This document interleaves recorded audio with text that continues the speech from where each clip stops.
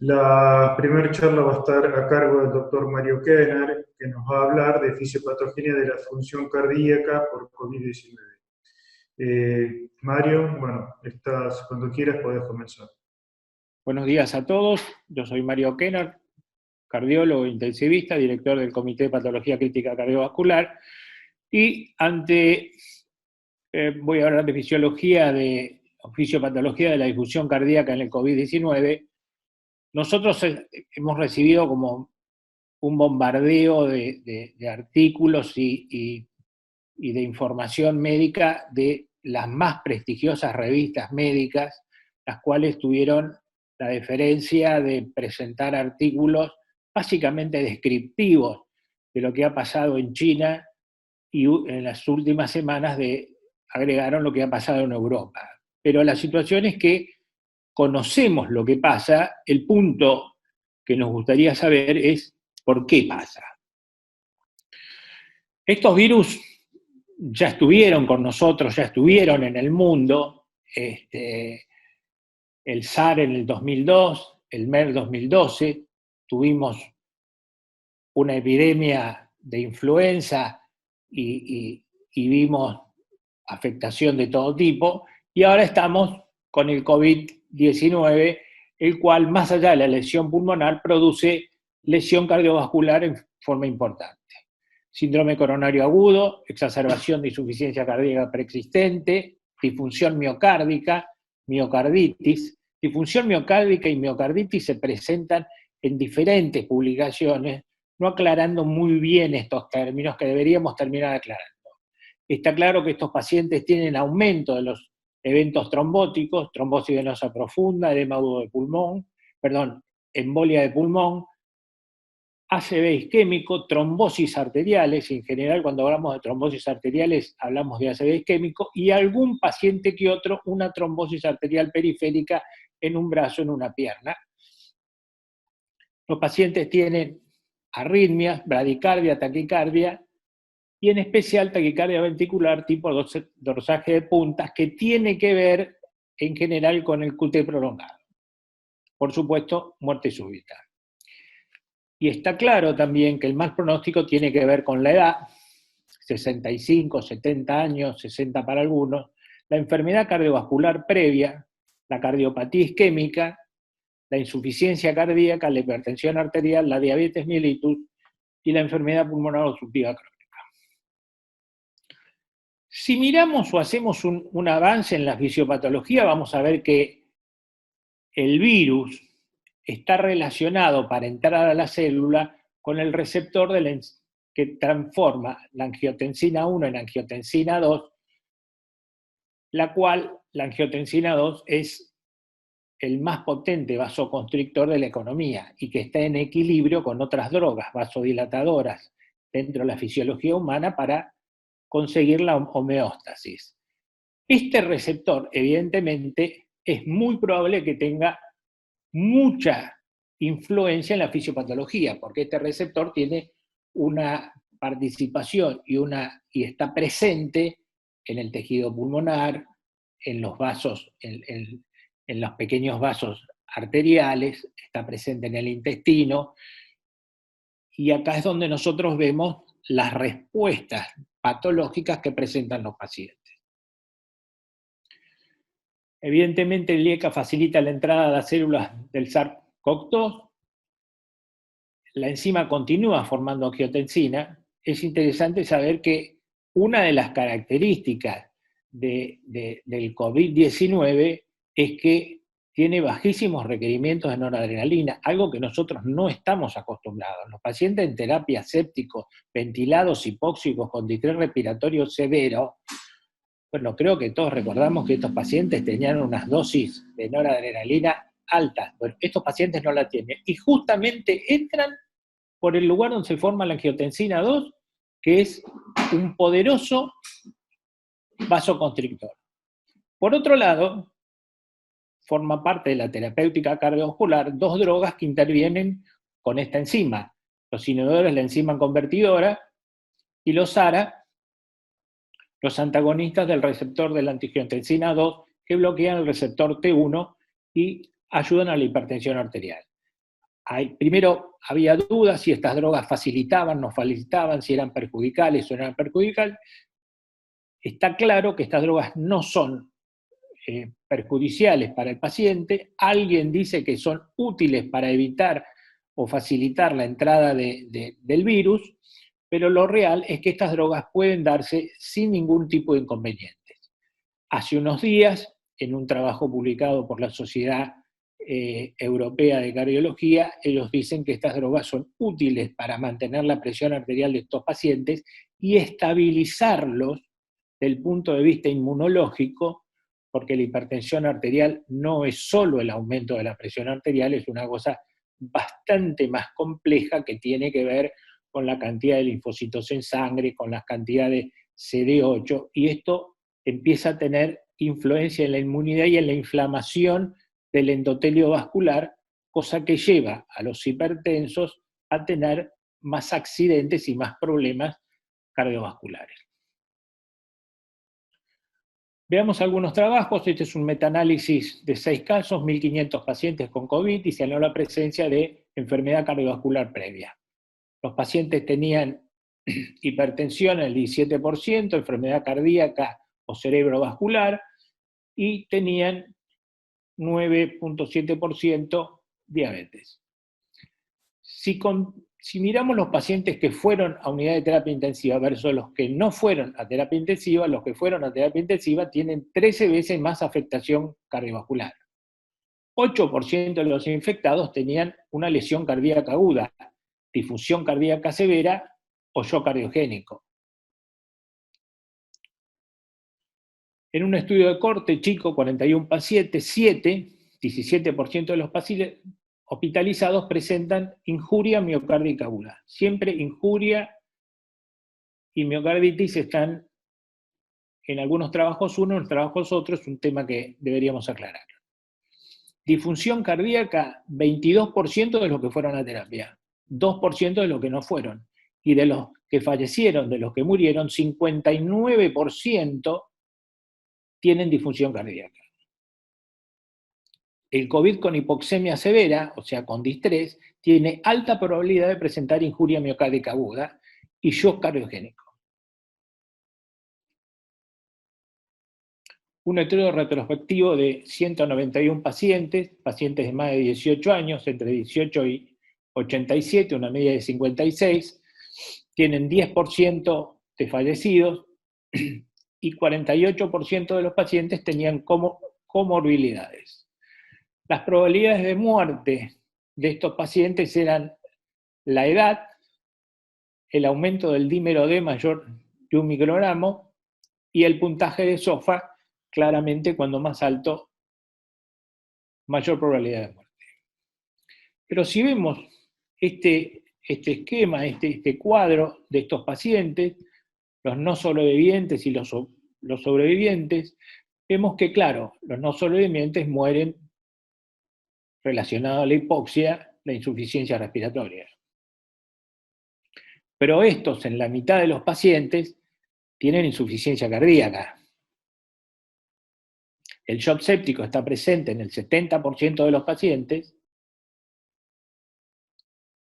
y la injuria aguda está presente en el 60% de los pacientes. Así que estos pacientes que mueren, 54%, con distrés respiratorio seguro por insuficiencia respiratoria, 60% de estos pacientes van a tener afectación cardiovascular que nosotros tenemos que tener presente. Es fácil decirlo, es difícil ver a un paciente con una placa incendiada que está ventilado y hacer el diagnóstico que el paciente tiene insuficiencia cardíaca más allá de que tenga una regular función ventricular. Un estudio de 150 pacientes en Wuhan, la mortalidad fue del 45%, 68 pacientes murieron, 36 de los 68 tenían falla respiratoria, 11 de los 68 murieron por sobreinfección, 22 de los muertos, 33 tenían infección respiratoria y disfunción cardíaca, y la disfunción cardíaca fulminante se presentó en el 7% de los pacientes, que básicamente podría ser miocarditis fulminante, que en realidad el cuadro clínico de una miocarditis que tiene muy mala evolución se define como shock cardiogénico, un paciente en bajo volumen minuto con presiones capilar pulmonar alta. Ese es el diagnóstico de shock cardiogénico, que se comparte seguramente. Estas palabras en realidad hablan de una situación trágica y de difícil resolución. El hallazgo infiltrado inflamatorio mononuclear en los tejidos miocárdicos. El diagnóstico, el gold estándar para hacer el diagnóstico de una miocarditis es tener una biopsia. Y si tenemos biopsia, aunque sea que venga de una autopsia, bueno, nosotros podemos decir, estos pacientes tuvieron miocarditis. Si vemos un poquito el cuadro de esta situación, todos estos pacientes tienen troponina alta con una alta diferencia, tienen mioglobina, un marcador que nosotros acá no usamos, la proteína C reactiva, como todos esperaríamos, es alta, y la interleuquina 6 está aumentada, pero claro, todos esperamos que los pacientes que no sobrevivan tengan mayor inflamación y tengan interleuquina 6 alta. El sábado la doctora Estensoro, hablando sobre la catarata de citoquinas, habló que si bien las interleuquinas estaban aumentadas, el valor en el cual están aumentadas no es tan significativo como para darle esta clasificación. Fíjense, el punto máximo de los que sobrevivieron está acá, y el punto máximo de los que murieron está acá. La diferencia, si bien es significativa en una estadística, uno esperaría una interleuquina 6 más alta para hablar de una catarata de citoquinas que explique todo esto. Evidentemente la explicación esta es corta.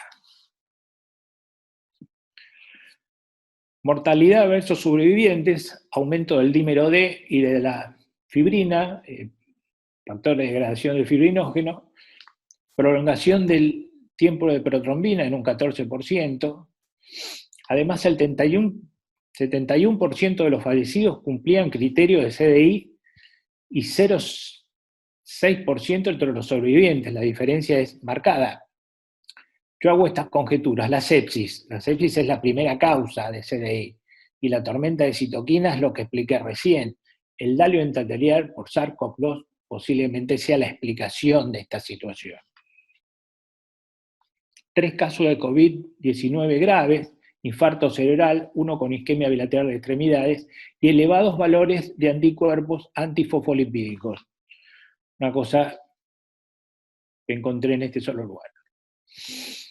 Un estudio observacional durante 7 días en los Países Bajos, 3 centros, todos los pacientes recibieron profilaxis de heparina subcutánea, de acuerdo a sus protocolos. Había una diferencia en los protocolos, algunos recibieron más, otros recibieron menos, pero todos recibieron la dosis que su hospital decía. Se evaluaron la trombosis venosa profunda, la embolia de pulmón y el ACV isquémico, el infarto y la obstrucción arterial en esa semana de observación.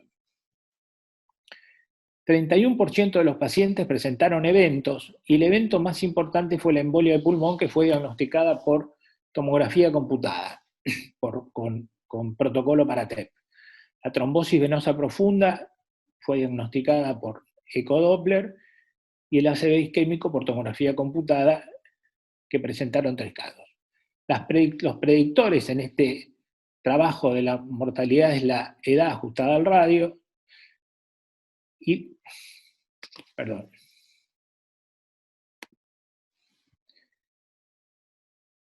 los trastornos de coagulación asociados al tiempo de protrombina aumentado más allá de 3 segundos, y el KPTT aumentado más allá de 5 segundos. Evidentemente, las complicaciones trombóticas que se presentan en nuestros pacientes acostados en la cama con distrés respiratorio, ventilados y graves, son importantes.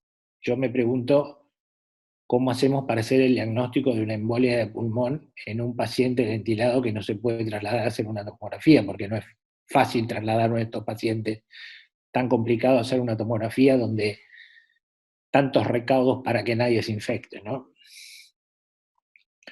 Un cuadro simplemente para ver la evolución de la troponina ultrasensible en los pacientes que viven y en los pacientes que mueren, que tienen valores progresivamente más altos.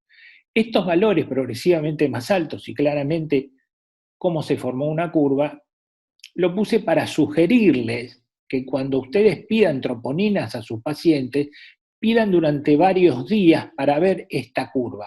Porque si esta curva es ascendente, el paciente va a tener una mala evolución, pero puede ser que en este momento la curva baje un 10%, y esa caída del 10% es un elemento asociado a cierta estabilidad clínica de evolución favorable de los pacientes. Así que el seguimiento de la troponina y en particular la troponina ultrasensible nos puede dar una idea de cómo van a seguir las cosas.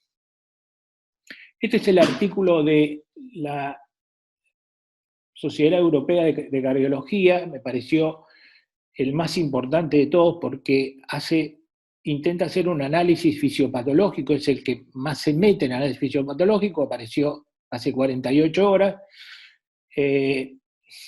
y acá les dejo algunas cosas que presentó. El shock cardiogénico de rápida instalación sugiere miocarditis, necrosis miocárdica, infiltrado monocitario en miocardio-autopsias, o sea, acá tenemos una biopsia, acá podemos hablar de miocarditis. La disfunción miocárdica en la evolución tiene cambios en el electrocardiograma que habitualmente son específicos. La sepsis produce cambios en el electrocardiograma frecuentemente. Trastornos de conducción, esto no, si bien se da en la sepsis, por ahí es más en el COVID. Arritmias, la arritmia más frecuente que nosotros vemos en terapia es la fibrilación auricular, y valores crecientes de troponina. En China, que es el lugar donde se describe, se usó troponina, no vi que usaran troponina de ultrasensible, y el ProBNP. Con respecto al ProBNP, un trabajo publicado en el JACC, el Journal del American College of Cardiology, hablando de disfunción miocárdica, habla de la troponina y habla de los valores del ProBNP. Y pone que el ProBNP, si bien es útil y está identificado como un marcador del aumento de la tensión miocárdica, no es tan confiable porque también se presenta en pacientes que tienen severa enfermedad respiratoria. A partir de acá, investigué un poquito. Sigamos con esta información de la Sociedad Europea de Cardiología. Una reducción del 10% de troponina es un indicador favorable con estabilidad clínica, lo que acabo de decir. En el síndrome coronario agudo hay activación endotelial y de plaquetas y los pericitos. Los pericitos son como la matriz, la estructura del endotelio. Está el endotelio, atrás los pericitos de los capilares y de toda la red pequeña que tiene que ver con el lugar donde las células están, y está la enzima convertidora de la angiotensina 2, que tiene gran expresión endotelial, gran expresión en el intestino, gran expresión en el pulmón. ¿Qué se ven? Infartos por trombosis de placa, sin accidente de placa. Cuando nosotros vemos un paciente infartado, ese paciente anduvo con una placa arteriosclerótica durante años, y un día discutió con alguien, pasó algo, hubo una situación, siempre hay una situación de estrés relacionada, y la placa tiene una hemorragia interna. Una hemorragia interna, si abre la placa, todos los factores procoagulantes están ahí, se forma un trombo, y el paciente, si tiene un trombo estable que no se lisa, tiene un síndrome coronario supra-ST, o si se lisa y de 30% de obstrucción de la placa pasó a 85%, va a tener dolor de pecho, no se va a infartar y va a tener un síndrome coronario no supra-ST. Bueno, acá hay infarto, trombosis, pero con la placa intacta. Otra cosa que se presenta es MINOCA. que es el miocardioinfarto con coronarias normales. Hay muchos reportes de salas de hemodinamia donde los pacientes con cuadro de infarto agudo de miocardio los estudian y tienen coronarias normales, no tienen nada. El eco muestra alteraciones de la contractibilidad asociadas a la arteria, o sea, una regionalización, y el paciente cuando lo vamos a estudiar no tiene nada. Esto salió, por ejemplo, anoche, una imagen en la Sociedad Española de Cardiología, presenta una imagen de una coronariografía con un paciente con un infarto de miocardio que no había tenido nada. Por otro lado, en algunas otra información, hay pacientes que presentan un coágulo, pero no hay una placa arteriosclerótica en ese lugar. Hay un coágulo que se formó en ese lugar, bueno, disuelven el coágulo, lo sacan, le ponen un stent, lo arreglan, pero el paciente tiene una coronaria que es normal. Por otro lado, también puede haber infarto agudo de miocardio no ST. Los pacientes hipertensos, 13.14%, que no tienen severa enfermedad cardíaca, perdón, severa enfermedad respiratoria.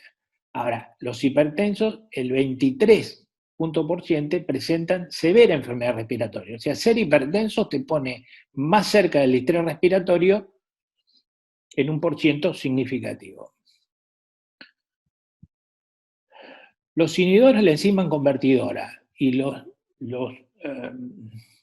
antagonistas del receptor de la enzima convertidora A, que bloquea el receptor T1, tienen control superior de la hipertensión y regula favorablemente la disfunción inmunológica de estos pacientes relacionados a los CD8 a la hipertensión. Como dije anteriormente, la hipertensión no es solo aumento de la presión arterial, sino es un daño endotelial en el cual hay menos cantidad de linfocitos y hay alteraciones en la inmunidad de estos pacientes, básicamente CD8 bajo.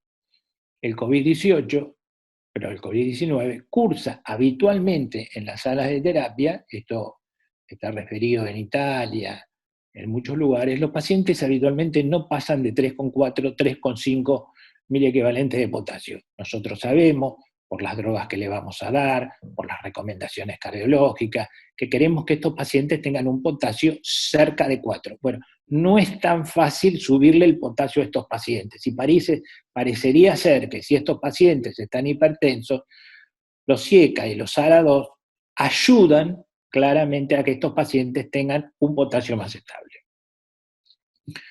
Por otro lado, de 16% de los pacientes presentaron arritmias, y las arritmias más frecuentes son la FA, que es la arritmia más frecuente en terapia intensiva, el bloqueo intraventricular, la taquicardia ventricular, básicamente dorsal del PUN, y la fibrilación ventricular.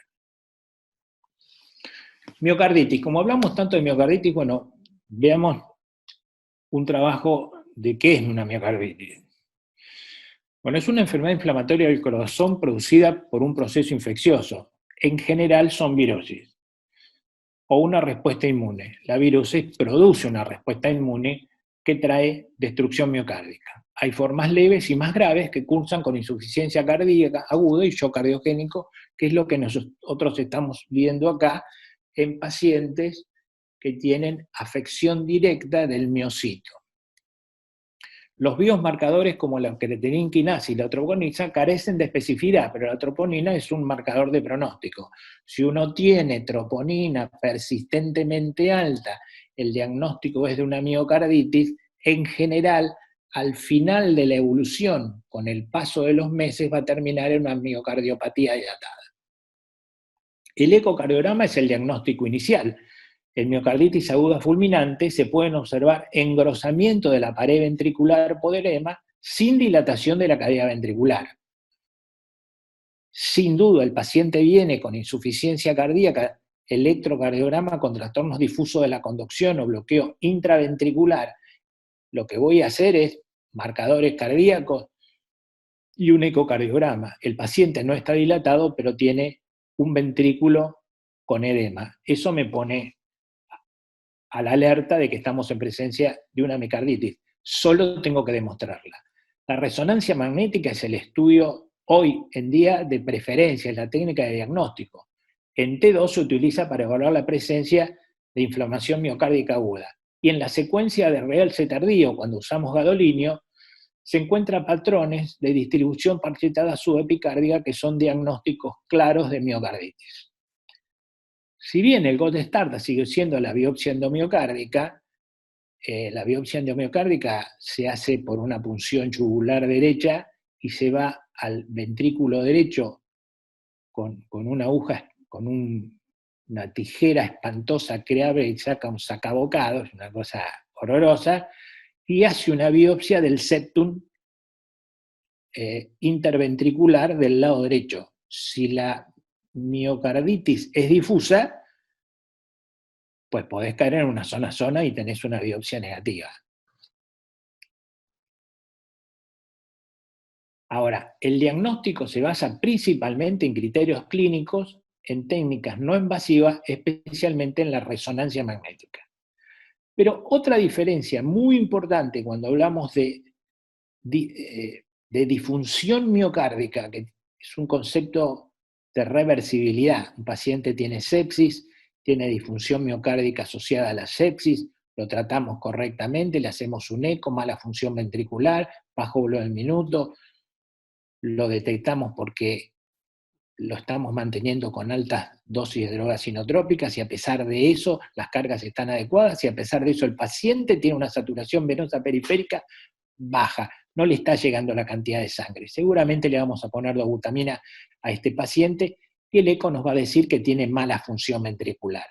Corregida con buena evolución de esta sepsis, el paciente vuelve rápidamente y a la semana la función ventricular está recuperada. No es el caso de las miocarditis. Si no curamos a esa miocarditis, el paciente va a evolucionar a una miocardiopatía dilatada que va a ser seguramente motivo del trasplante. El ProBNP, busqué el trabajo donde decía de la duda del ProBNP que no solamente era un marcador de distensión cardíaca, sino que era un marcador que presentaba con enfermedad pulmonar severa. Y este trabajo es un trabajo muy serio de la gente de Boston, de Harvard, y también participó la gente del Mount Sinai de Nueva York, donde estudiaron pacientes con ProBNP que tendrían síndrome respiratorio agudo. Casi todos estos pacientes, un número grande de pacientes, tenían sepsis, había unos 8 pacientes con trauma. El péptido natriurético es un marcador de estrés miocardio, está elevado frecuentemente en la enfermedad respiratoria aguda, es la propuesta que hacen esta gente. 177 pacientes, la mortalidad fue del 40%, pacientes con sepsis y estrés respiratorio, y las mediciones del ProBNP que varían entre los muertos de 723 a 9.246 con una media de 3.100. El valor de corte en cuanto si es normal o no es normal es de 1.800 para hablar de esta situación. Los sobrevivientes tuvieron una diferencia muy grande con los valores de ProBNP de los pacientes que fallecieron. Un valor de 6.800 de ProBNP en un paciente con distrés respiratorio tiene un valor predictivo de mortalidad. Ahora, bueno, uno dice, estamos hablando de ProBNP, estamos hablando de distrés respiratorio, pero estos pacientes pueden tener insuficiencia cardíaca. Bueno, esta gente evaluó, evidentemente, si los pacientes tenían o no insuficiencia cardíaca, y aquellos que tenían indicios de tener insuficiencia cardíaca o poseían una presión de oclusión de la arteria pulmonar mayor de 18 fueron excluidos. Fíjense que en el tiempo que se hizo el estudio, 2008, 60 pacientes, 34% de la muestra de 134, se les colocó un catéter de Swan-Ganz y midieron la presión de oclusión de la arteria pulmonar, que debía tener menos de 18. Cuando hicieron eso, solo 16 pacientes, el 27% de estos 60 pacientes medidos, tenían un ProBNP por debajo de 1.800. O sea que el resto de los pacientes que tenía una presión de oclusión de 18, tenía un ProBNP más alto. Los pacientes con sepsis tienen alta ProBNP, 2133 entre 420 y 5000. Los pacientes sin sepsis tienen mediciones mucho menores. El outcome primario de este estudio era la sobrevida a los 60 años y los pacientes con distrés que no sobrevivieron tienen significativamente valores de ProBNP más altos que los que sobrevivieron. Los pacientes con diagnóstico de distrés y ProBNP pueden ser muy elevadas si esto se asocia a falla cardíaca. El ProBNP no solo es útil en la insuficiencia cardíaca, es un marcador de pronóstico en el shock séptico y en el distrés respiratorio, pero induce siempre a buscar disfunción cardíaca. Fisiología de la lesión cardiovascular con COVID. Mario, discúlpame, estamos en tiempo, no sé si podés ir. El COVID-19 produce sepsis, shock séptico, lesión multiorgánica, dentro de ella depresión miocárdica, miocarditis, deterioro. Activación de la coagulación e independientemente de la sepsis. Hay aumento de las complicaciones trombóticas. Tiene gran participación del sistema renina-angiotensina que puede participar en el daño endotelial, coronario, alveolar, intestinal asociado a la inflamación. Es una patología grave con bajos requerimientos de vasopresores y ahí hablamos de la angiotensina, qué papel podría cumplir pensando que el virus entra por ahí. Existe lesión microvascular y miocitos con la hipoxia, lo que puede producir infarto tipo 2, que es el infarto que se produce por consumo y demanda. Llega poca cantidad de oxígeno y hipoxia, el paciente se infarta. Inflamación, SIR, sepsis, los niveles de interleuquina 6 no justifican el término de tormenta de citoquinas. Las sugerencias, bueno, en UTI compromiso respiratorio hay que pedir ProBNP y múltiples dosajes para ver qué tendencia hay. La alta incidencia de trombosis venosa profunda y embolia de pulmón hace que nosotros debamos hacer ecovascular con o sin signo de trombosis venosa profunda. Será frecuente el compromiso miocárdico con insuficiencia cardíaca, debemos estar atentos. La sobrecarga de volumen perjudica al distrés. Está en todos lados, se dijo esto, los pacientes se ponen más hipóxicos, pero también a la insuficiencia cardíaca. Cuando realizás un electrocardiograma debes medir el QT y presentar y ver, porque va a haber cambios inespecíficos en el electrocardiograma, y ver si no hay un infarto o alteraciones y cuadro clínico asociado a síndrome coronario no supresente.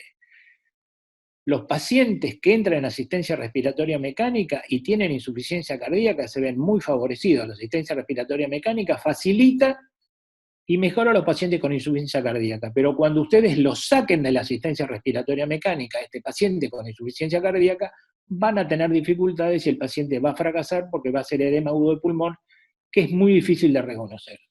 Muchas gracias.